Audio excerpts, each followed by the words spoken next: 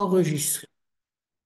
Donc, voici la deuxième partie des cours sur Abraham. Je résume en une phrase ce qu'on a vu là, dans le premier cours. On a vu que, en fait, l'objectif qui est donné à Abraham par Kadosh Baruch Hu, c'est de fonder une nation dont la finalité sera de ramener les nations à être des familles. Oui, le passage au terme de Mishpachot. Et c'est ce qu'on voyait c'est dans la parashat Lech Lecha, c'est le verset 12 et le verset 3 euh, que je vais lire. Va avarechecha, mevarechecha, ou mekalelecha ao, venivrechuvecha, kol mishpechot adama. En français, je bénirai ceux qui te béniront, et qui t'outragera, je le maudirai, et par toi seront heureuses toutes les races de la terre. Et en fait, c'est pas les races, c'est mishpechot, c'est donc les familles. Alors, les propos que je rapporte, viennent du Rav Cherki, et donc il nous amène à réfléchir sur l'expression Venivrechu vecha, kol mishpechot adama, qu'on traduit normalement par ton intermédiaire seront bénies toutes les familles de la terre. Maintenant, en hébreu, la racine du mot beracha, c'est trois lettres. Pratiquement 98% des mots en hébreu ont une racine trilitère. Et les trois lettres, c'est vet, resh et chaf, ce qui veut dire en hébreu berer. Berer, c'est le genou. Et comment ça s'appelle? En agriculture, il y a un terme en hébreu qui s'appelle havracha. Donc ça s'écrit comme haberacha, comme la bénédiction, sauf que c'est exactement les mêmes lettres, sauf qu'au lieu que ce soit la bénédiction, c'est un terme euh, qui se prononce havracha. Maintenant, ça s'appelle en français par toi seront marcotés, le marcotage. Ça c'est pour que vous permissiez. Je vais partager maintenant un fichier partagé pour que vous voyez de quoi il s'agit. Alors, je lis, le marcotage est une méthode de multiplication des végétaux sur une partie aérienne d'une plante mère. Le marcotage par couchage ou en archet, vous voyez qu'il y a des petits dessins, est adapté aux plantes à rameaux souples. Il consiste à effeuiller, puis à enterrer la partie médiane d'une branche basse dans un trou. Un arceau permet de conserver cette partie sous terre. Et je descends un petit peu je ne lis pas tout l'article, mais euh, si on prend la vigne comme exemple, en bas du document, il y a une petite photo. On prend un rameau du cep.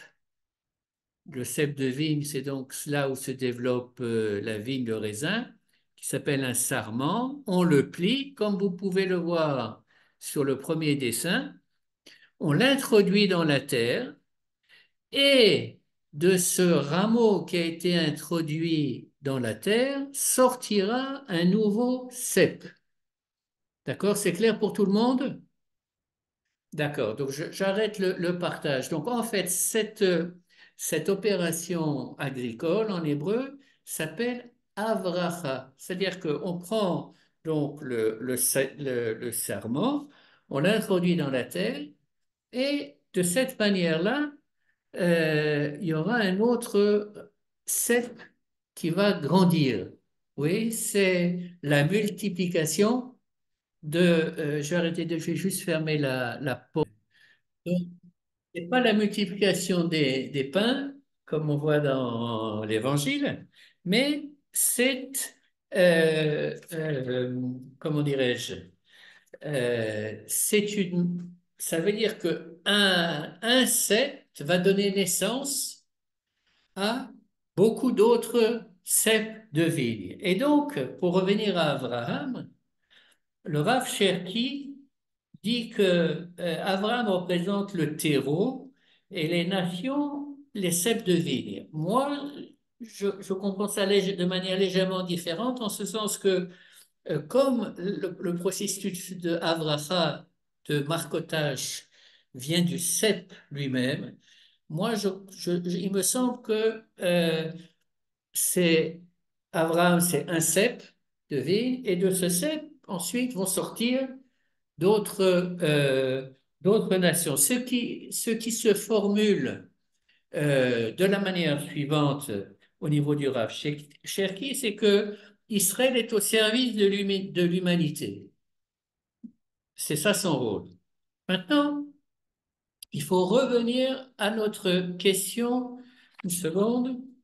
Oui, notre question de tout à l'heure, c'est-à-dire que comment est-ce que Abraham va parvenir à être alors source de bénédiction ou source qui va permettre à des nations qui sont des nations de fonctionner en tant que famille. Et pour répondre à cette question, il faut, dit le Rav Cherki, voir sa généalogie spirituelle et biologique. Alors, au chapitre 10 de la Genèse et au verset 1, que je vais chercher dans le Chumash, qu'est-ce qui nous est dit? Voici après le déluge. Voici la descendance des fils de Noé. Sem, moi je préfère dire en hébreu, Shem, Ham et Yafet, à qui des enfants naquirent après le déluge. Donc, l'humanité précédente a été totalement effacée. Il nous reste Noach. Noach a trois enfants. Donc, ces trois enfants représentent trois parties de l'humanité, trois directions possibles de développement de l'humanité, trois branches. La première, c'est Shem, c'est celle dont descend Abraham, comme on va le voir bientôt. Et la question que le Rav Cherki pose, qu'est-ce que veut dire le mot Shem? Ce n'est pas une question difficile. Voilà. La première signification du mot Shem, c'est le nom. C'est comme dans l'Exode qui s'appelle Shemot. Mais en fait, c'est pas uniquement le mot nom, ça a une autre signification qui est très importante pour comprendre la mission tout ce processus. C'est qu'en hébreu, quand on dit l'échem ma, ça signifie dans quel but? Oui, c'est-à-dire que en hébreu moderne, oui, mais je pense que c'est pas uniquement en hébreu moderne. Je suis pas assez féru, comment dirais-je, féru pour pouvoir trouver dans d'autres où ça apparaît, mais toujours est-il que ça veut dire finalité. Ça veut dire c'est l'objectif. Donc, Shem formule ainsi le Rav Cher, qui donne naissance à une civilisation qui cherche un but à l'histoire. Et ça, c'est quelque chose qui n'est pas évident, puisque nous savons que beaucoup de civilisations passées, comment dirais-je, avaient une vision soit cyclique du temps, soit fataliste. Le fait que, comment dirais-je, la création du monde est un objectif et que dans le peuple juif, eh bien, on cherche une avancée dans l'histoire, un progrès. C'est pas quelque chose qui est évident en soi, mais c'est ce qui est représenté par Shem. Alors, étant donné que c'est ce qui est représenté par Shem, la Torah, dans le chapitre 10, va lister les enfants de Shem, de Ham et de Japhet, et ceux de Shem, en fait, arrivent au verset 21, c'est-à-dire qu'ils sont nommés en dernier. Et il nous est écrit euh, il y a un verset qui est très, très, très spécial, qui a l'air totalement, comment dirais-je, anodin, parce que là, si vous allez dans le texte, vous allez voir une liste de descendance, un tel a enfanté telle et telle personne avec des noms, et ceux-ci ont enfanté tel et tel nom. Ça a l'air complètement barbant et rébarbatif. Mais je vais lire en hébreu le verset 21 du chapitre 10, et il est écrit comme ça: Ou le Shem Yulad Gamhu, Avi Kol Bene Ever, Achi Yefet Agadol. C'est traduit de la manière suivante: Des enfants naquirent aussi à Shem, le père de toute la race d'Ever, le frère de Japhet, l'aîné. Alors, si vous prenez les versets 22, 23 et 24, vous allez avoir la descendance de Shem. Oui? Euh, alors, les enfants de Shem, donc c'est les enfants directs, c'est Elam, Arshur, Arpachshad, Lud et Aram. Ensuite, on nous indique qui sont les enfants de Aram. Au verset 24, Arpachshad engendra Shelach et Shelach engendra Ever. En hébreu, pardon, en français, ils écrivent ça Heber, mais c'est Ever et avec un Ain. Oui? Alors, euh, c'est le chapitre 10, c'est la page 13. C'est la page 13. Ça commence au verset 21, le verset sur lequel on va revenir maintenant.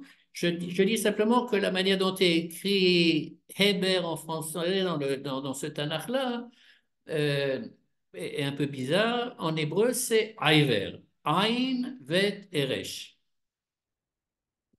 Alors, justement, c'est ça. Bravo. C'est exactement ça. Mais là où je voudrais attirer votre attention, c'est la chose suivante. Regardez, on a première génération Shem, deuxième génération Arpachshad, troisième génération Shalach, quatrième génération Ever. Cela signifie que Ever est l'arrière-arrière petit-fils de Shem, d'un point de vue biologique. Maintenant, ce qui est très surprenant, c'est ce verset 21, où le Shem Yulad Gamhu Avi Kol Bene Ever. C'est que le verset 21, c'est comme s'il sautait 4 générations. C'est-à-dire que les enfants de Shem, ils nous sont cités au verset 22, c'est Elam, Ashur, Arpachshad, Lud et Aram. Mais dans le verset 21, l'accent est mis sur Ever. Et on nous présente Shem comme étant en fait le père, alors c'est l'arrière-arrière-grand-père, mais peu importe, comme étant le père de Ever. Donc, voilà. Donc, en fait, et c'est comme ça que le Rav Cherki explique ce verset, c'est sur la base d'enseignement de Manitou, ça veut dire que dans toute la descendance, les enfants, petits-enfants, arrière-petits-enfants de Shem, celui qui exprime pleinement l'identité shémite, c'est Ever. Et ça, c'est indiqué, expliqué dans le verset 21. C'est donc par les enfants de Ever que passera la réussite du projet de Shem. Oui, je reviens en arrière, c'est comme un entonnoir. Ces premiers chapitres de la Genèse, c'est comme un entonnoir dans lequel euh, comment dirais-je, on élimine, on cite les générations, etc., etc., mais on nous explique le processus qui nous fait arriver à d'où est-ce qu'il sort Abraham, en fait. Oui?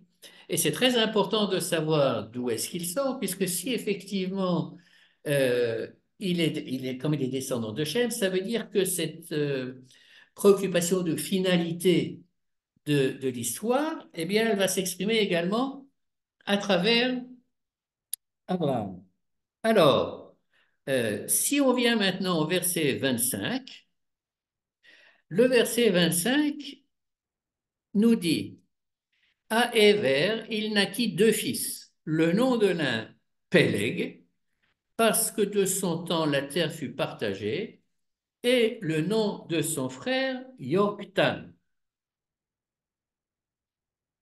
Péleg, en hébreu, c'est trois lettres, P, Lamed, Gimel, et c'est séparation. En fait, en hébreu, par exemple, un parti politique, ça s'appelle Miflaga, c'est la même racine, c'est un groupe, oui, un groupe de personnes. Avant, il y avait, mettons, un parti unique, et maintenant, il y a plein de partis. Donc, euh, la génération de la tour de Babel s'appelle dans notre tradition Dor HaPlaga. Oui, c'est parce que c'est au début de la génération de la tour de Babel, on dit que ils étaient une langue et des choses uniques. Et ensuite, Dieu a mélangé les langages, les gens ne se sont plus compris, ils se sont séparés, n'est-ce pas? Et alors, euh, il y a quand même quelque chose de surprenant. C'est-à-dire que quand Éver va donner à Péleg le nom de Péleg, c'est un bébé. Oui? Comment peut-il lui donner le nom de Péleg? C'est un événement qui va arriver peut-être 60 ans après, enfin je ne sais pas combien d'années après, mais plein de dizaines d'années après. Alors, euh, Rachi, sur ce verset 25, donne une réponse. Nit, c'est donc par rapport, il fait référence à la tour de Babel, et il dit, Nit balbelu haleshonot, les langues se sont mélangées, c'est-à-dire qu'il y en a eu plein de langues, qu'en est qu'une, il y a eu plein de langues, Vena fotsu minabika, et les gens se sont dispersés de la vallée dans laquelle ils étaient, ils sont dispersés dans le monde, Venit palgu bekolamim, et ils se sont divisés en plein de peuples différents. Et la phrase suivante de Rashi, Lamadnu, Sheaya Ever Navi, Shekara Shem Beno al Shem Haati. De là, dit Rashi, nous apprenons que Ever était prophète puisque il a donné à son fils le nom d'un événement qui allait se passer quand effectivement Ever aurait 40 ans, 50 ans, 60 ans, je ne sais pas exactement. Et rajoute le Rav Cherki, euh, le fait qu'il appelle son fils Peleg, ce n'est pas uniquement en prophétie de ce qui va se passer, mais c'est un signe de la préoccupation de Ever qui était l'unité. Lui, sa préoccupation, c'est qu'il y ait unité, donc, entre les nations. Et malheureusement, bon, il a vu que ça n'allait pas se passer. Maintenant, donc, la division du monde, ça l'inquiète, et c'est aussi pour ça qu'il a donné ce nom à son fils. Question, et vous avez donné la réponse tout à l'heure, comment, en un mot, on peut dire fils de Ever? Comment on va dire ça en hébreu? On va dire ivri, n'est-ce pas? Les enfants de Ever, c'est des ivrim, c'est des Hébreux. Et donc, les Hébreux, les Ivrim, sont une nation qui ont pour projet l'unité de l'humanité. Et on apprend donc par ce verset que bien avant Abraham, il y avait une nation qu'on appelait les Hébreux. Oui, nous on est habitués à voir, euh, à penser que Abraham était peut-être le premier des Hébreux, mais non. Les Hébreux, ça date de Héber et de ses enfants. Maintenant, comment savons-nous que Abraham était ivri, était hébreu? Eh bien, c'est dans la parashat Lech Lecha. Je vous donne la référence, mais on ne va pas s'amuser à chercher, à moins que vous lisiez, c'est dans le chapitre 14, le verset 13. C'est la guerre des quatre rois contre les cinq, quand Lot est capturé.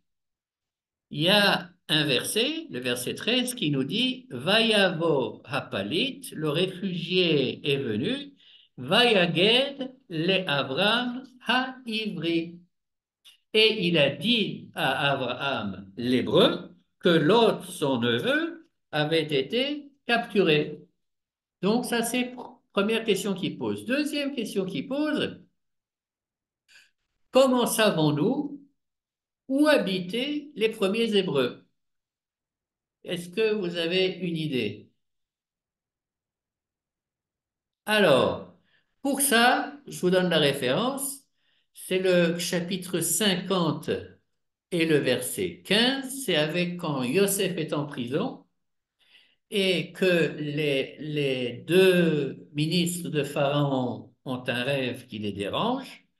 Yosef, après avoir interprété les rêves, va dire à l'échanson, celui qui va être sauvé, car j'ai été enlevé, oui, enlevé du pays des Hébreux.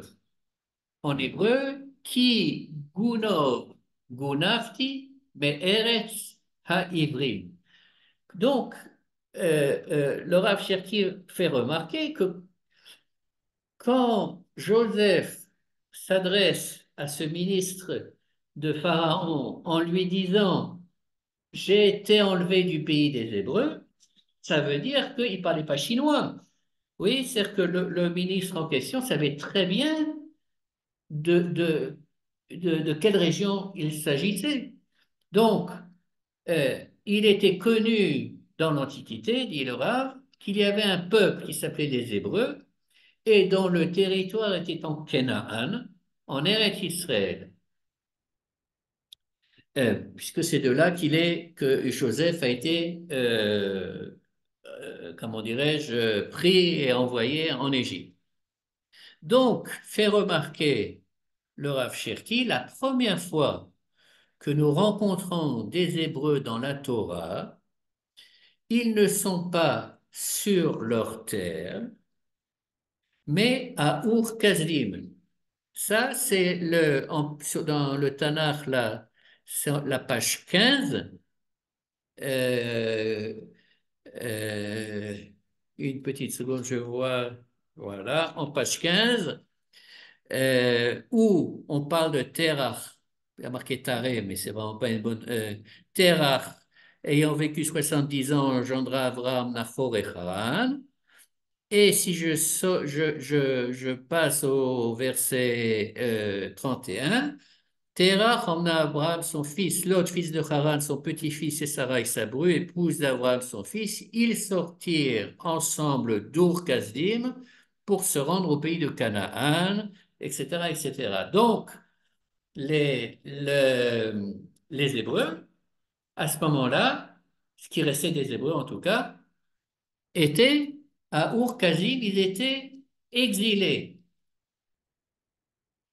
Donc, le début de l'histoire du peuple d'Israël avec Abraham débute par l'histoire d'une famille en exil dont la préoccupation est comment sortir de cet exil. On va revenir 2 minutes au chapitre 11, verset 18.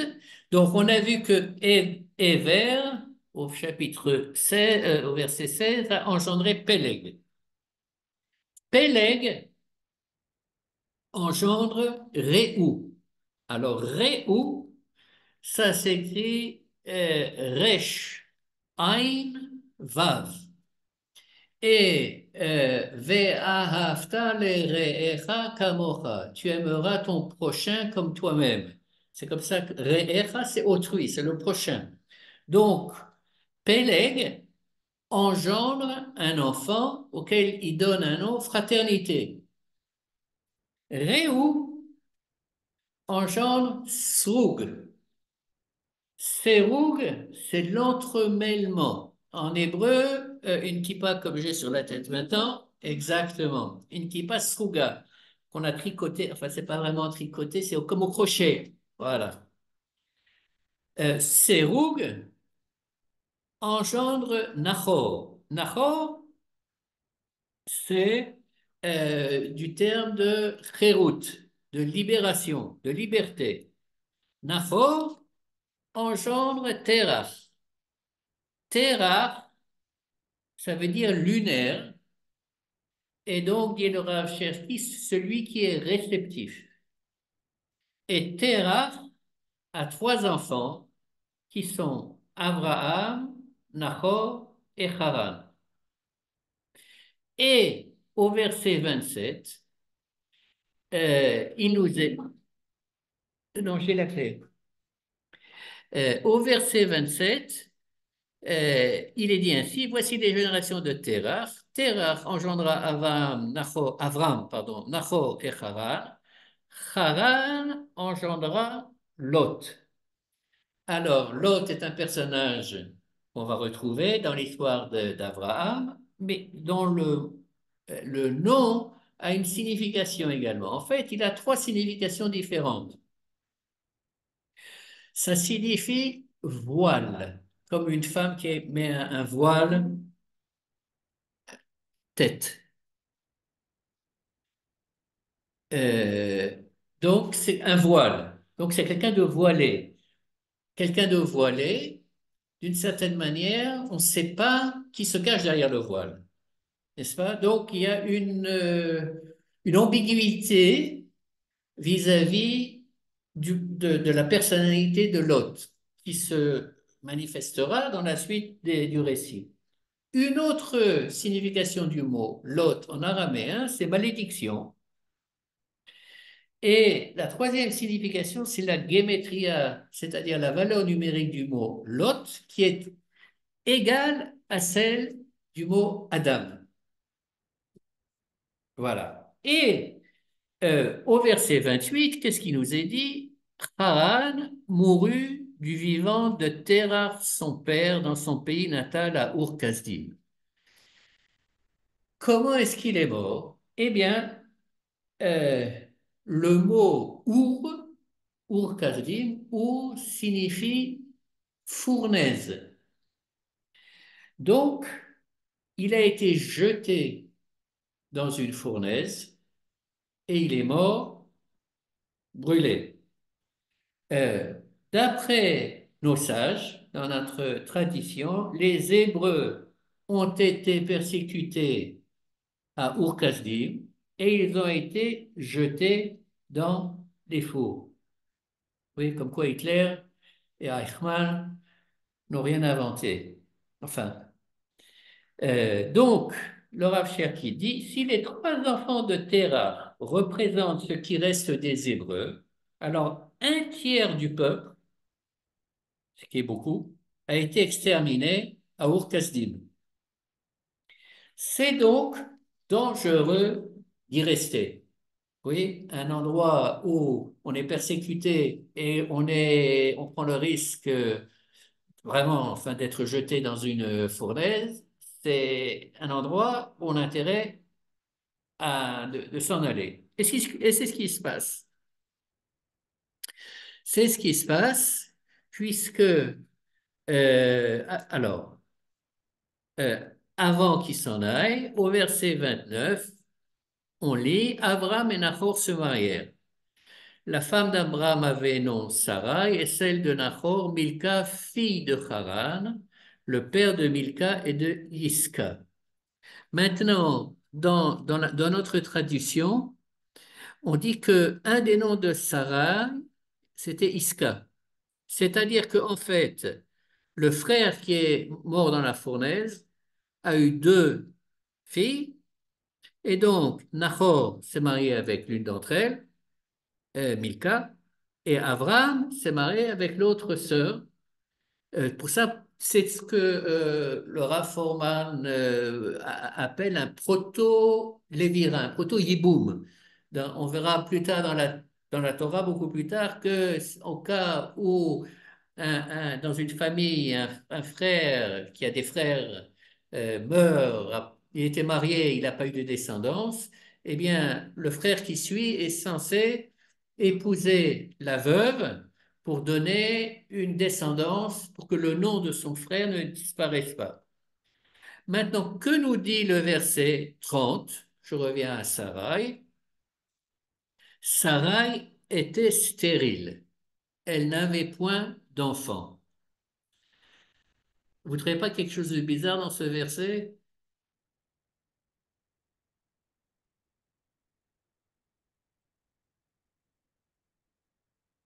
Ben, eh ben oui, tout à fait. Exactement.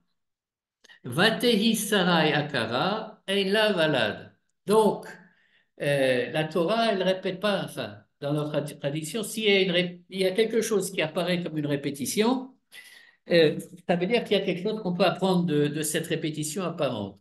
Et ce que les Chachamim disent, c'est que c'était pas une simple stérilité. C'est comme si il y avait une impossible, comme s'il n'y avait pas d'utérus. Enfin, il y avait quelque chose de totalement qui est impossible euh, à ce qu'elle devienne enceinte. Donc, question que pose le Rav Cherki. On avait trois frères, Nahor, Abraham, Nahor, Haran. Haran meurt. Il reste deux frères, Abraham et Nahor.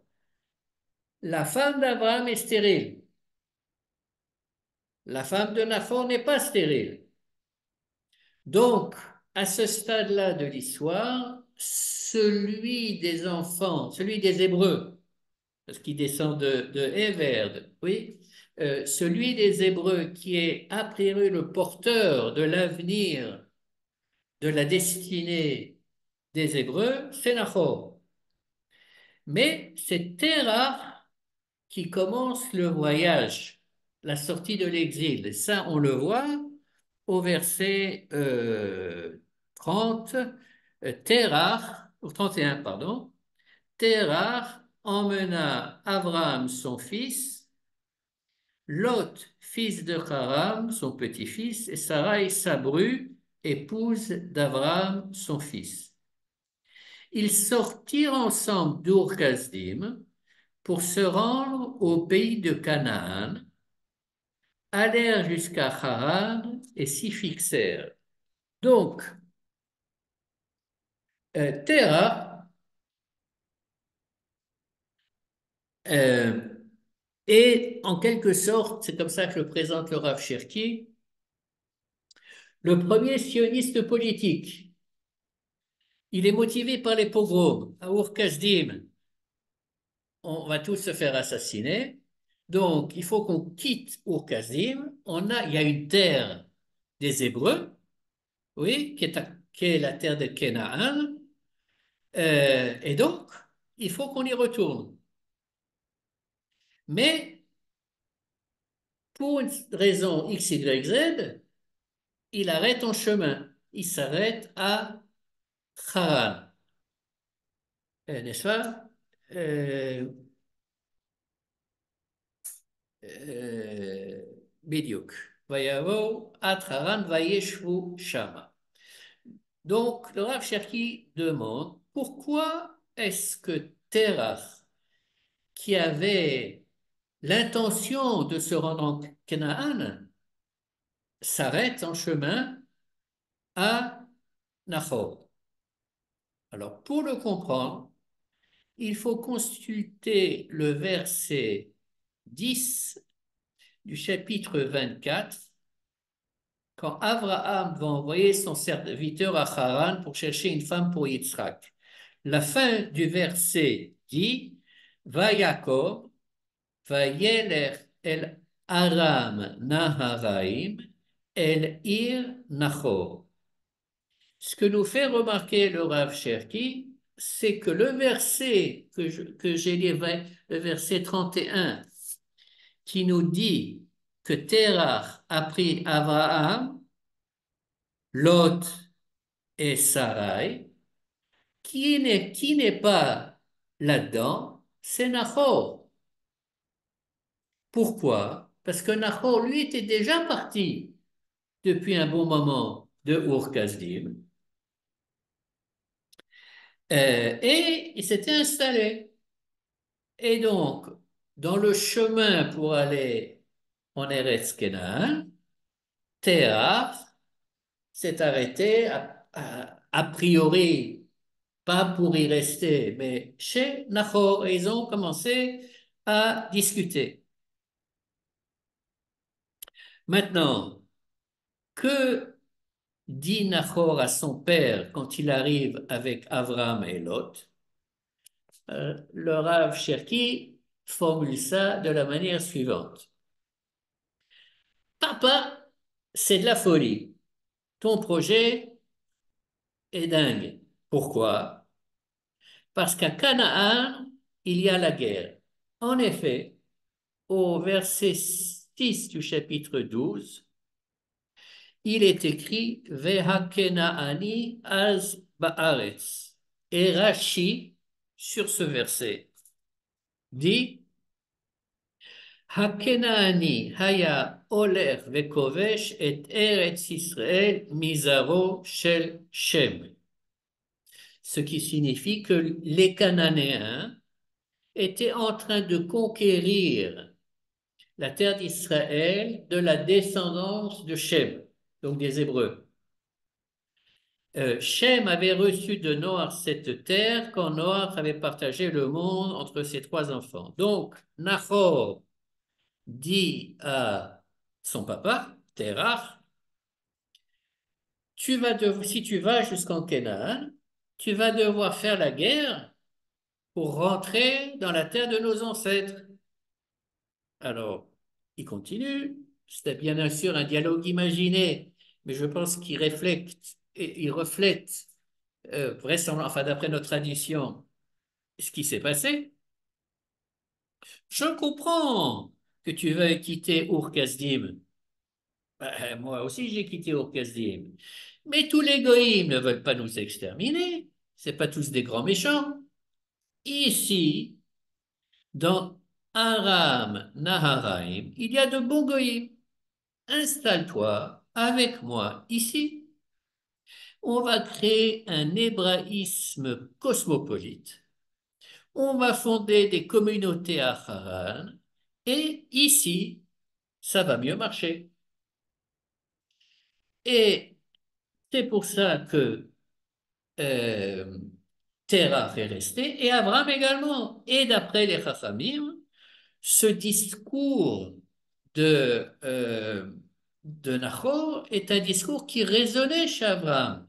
Il n'avait pas de, comment dirais-je, le fait de ne pas arriver jusqu'en terre de Canaan et de s'installer et de, comment dirais-je, continuer son projet dont on va parler, révéler au monde l'existence de Dieu, ben c'était très bien. Il pouvait faire ça partout. Il n'avait pas besoin de faire ça en Eretz Israël.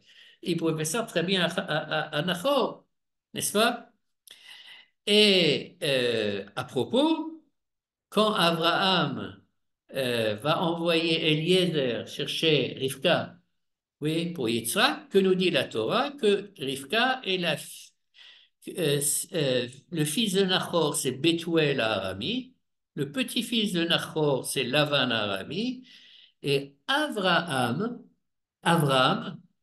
c'est Aram. C'est-à-dire qu'on peut lire le mot, le nom d'Avraham comme étant le père de Aram.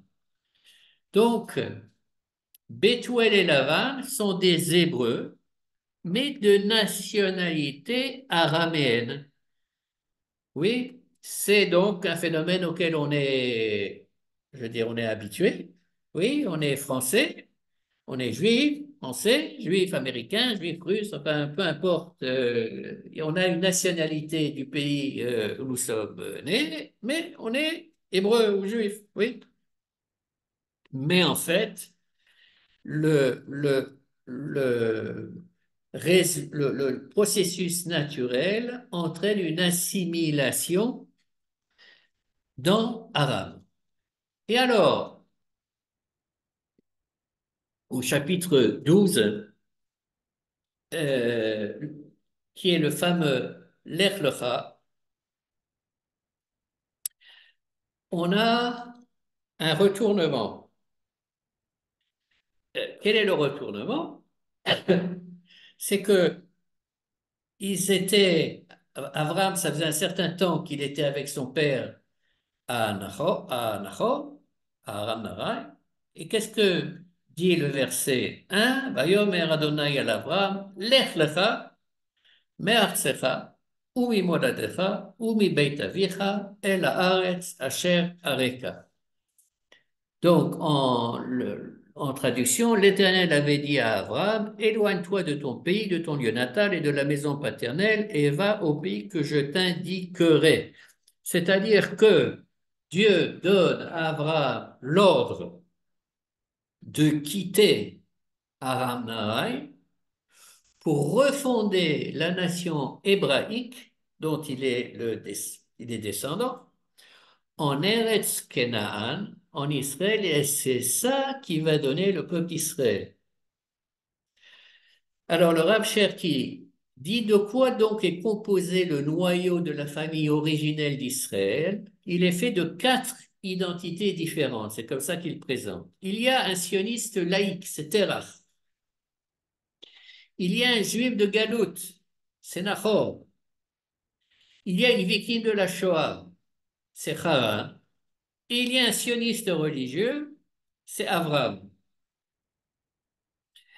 Et donc, le Rav Cherki formule le projet divin de la manière suivante, que l'identité d'Israël, c'est le refus du projet de la galoute et le passage à une identité nationale.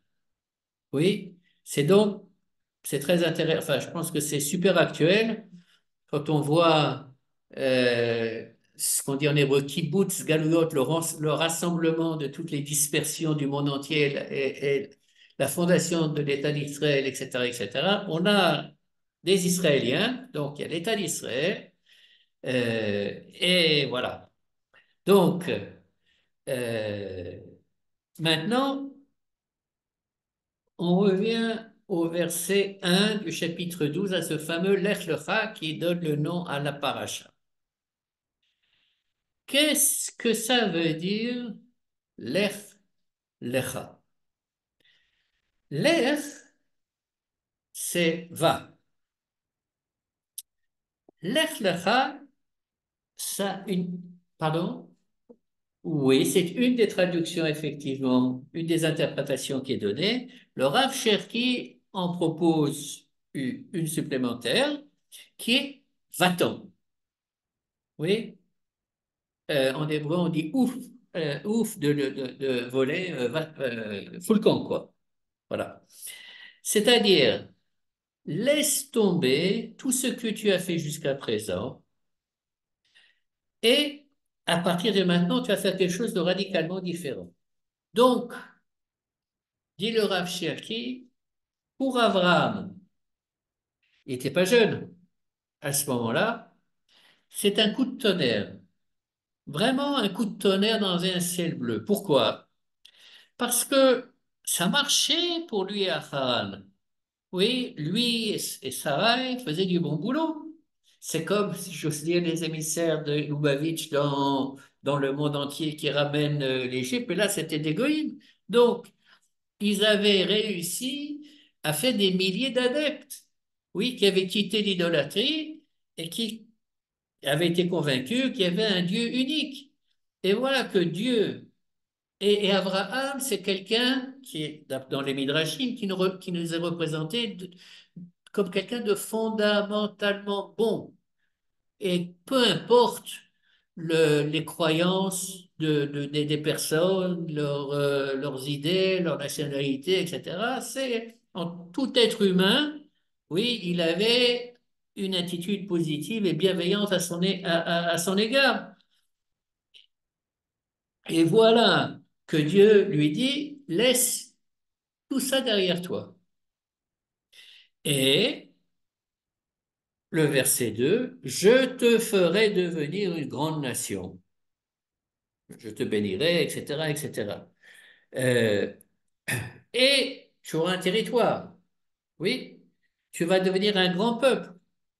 Donc, ce que le projet, c'est un projet en termes politiques d'aujourd'hui d'avoir un État. Oui. Donc, Rav Cherki définit ainsi la différence entre ce à quoi Abraham s'occupait avant cette injonction de l'Ech Lecha et ensuite le projet de l'Ech Lecha. Il dit comme ça, c'est comme si Dieu avait dit à Abraham la chose suivante. Jusqu'à présent, tu t'es occupé de religion, entre parenthèses, de sainteté individuelle. Oui, chaque personne, voilà. Maintenant, tu vas t'occuper de politique, donc la sainteté de la collectivité. Et ça, c'est un sacré programme et une sacrée mission. Dit le Rav Cherki, la religion comprend principalement deux éléments. Le mouvement du bas vers le haut, de l'homme vers le spirituel, que ce soit l'idolâtrie ou Dieu. Et ensuite, elle est destinée à l'individu. C'est ça la religion. La réussite de l'individu dans un monde qui, pour la religion est au centre, dépend de son attachement à sa religion et aux préceptes de cette religion. Mais c'est le contraire de la Torah et du judaïsme. À l'origine du judaïsme, il y a la prophétie, ou plus exactement, une révélation au mont Sinaï. Donc, un mouvement du haut vers le bas où Dieu donne aux hommes la Torah. Dieu qui s'adresse à la collectivité, à tous les Bnei Israël, tous les enfants d'Israël, hommes, femmes, enfants, peu importe leur âge, qui étaient au mont Sinaï. Or, dans toutes les autres religions, en règle générale, c'est un individu qui est à la source de cette religion, de ce culte, de ceci. On a Jésus, bien entendu, dans le christianisme, Mohammed chez les musulmans, Bouddha chez les bouddhistes. Je ne suis pas un expert en religion, donc je m'arrêterai là. Mais euh, dans le judaïsme, c'est pas comme ça. Dieu se révèle en disant au Bnei Israël, je suis l'Éternel, ton Dieu, qui t'a fait sortir d'Égypte. Oui, c'est un projet qui s'adresse au peuple et ça s'exprime, bien entendu, dans la Torah de manière très claire. Alors, pour revenir à Abraham, le Rav Cherki dit que cette injonction que Dieu lui donne, c'est la catastrophe. C'est-à-dire que il a fait, mettons, il a passé 40 ans de sa vie à, entre guillemets, convertir un maximum d'idolâtres à l'idée d'un Dieu unique. Oui, c'est tous ces gens-là ont formé une communauté autour de lui. Et maintenant, Dieu lui dit, tu coupes et tu continues. C'est comme si tout ce que tu avais fait jusqu'à présent, ça n'a aucune valeur. Maintenant, j'ai un nouveau projet pour toi. Or, le projet comment dirais-je, ce projet de sanctifier la collectivité se dit à Abraham, ou on peut se dire, est-ce que c'est possible? Ça va, je veux dire, c'est pas, absolument pas évident. Et le Rav Cherki cite un passage des Évangiles, Jésus parlant aux pharisiens qui leur dit, en leur disant, rendez à César ce qui est à César et à Dieu ce qui est à Dieu. En d'autres termes, le monde de la politique est sale, César, il appartient aux méchants. Concentrons-nous sur le salut de l'individu. Oui. Donc, le projet de Jésus, oui, c'est comme une tentative de revenir à la première intention d'Abraham. Oui, mais clairement, c'est pas ça qui est demandé à Abraham.